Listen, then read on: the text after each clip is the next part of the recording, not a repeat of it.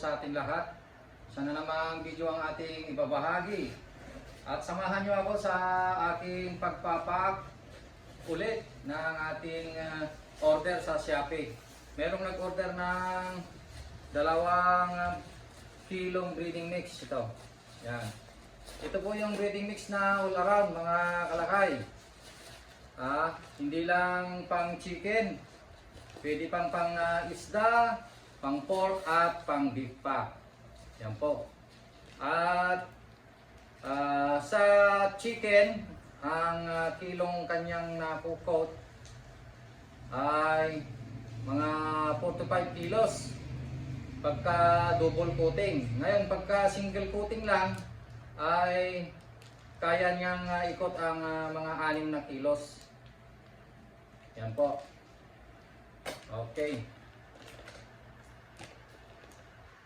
Ayan, habang ating inaayos ang pagpack, ay ating ipapakita mga kalakay ang naging takbo ng ating 1K package. Kung ilan na at makikita ninyo kung ilan ang mga nag-purchase at kung ano yung kanilang mga feedback, kung ano yung kanilang ginagawa at ano yung kanilang masasabi sa ating recipe.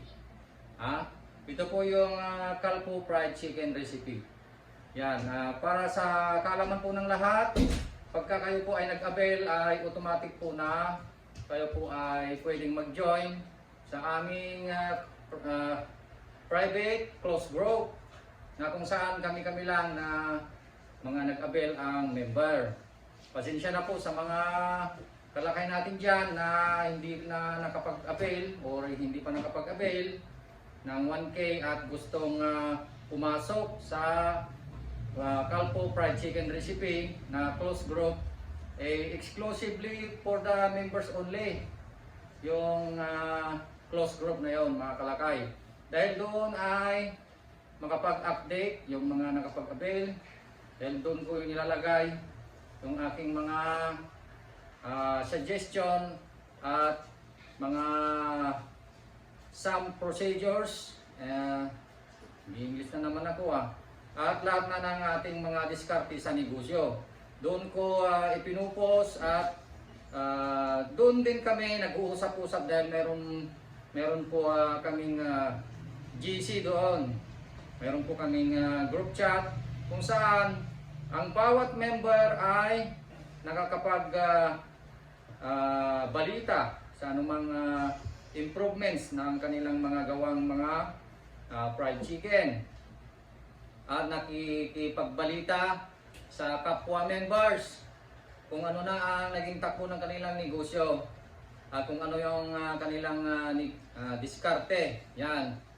Sila po ang mga members ay nagpapalit-palitan ng mga ideas.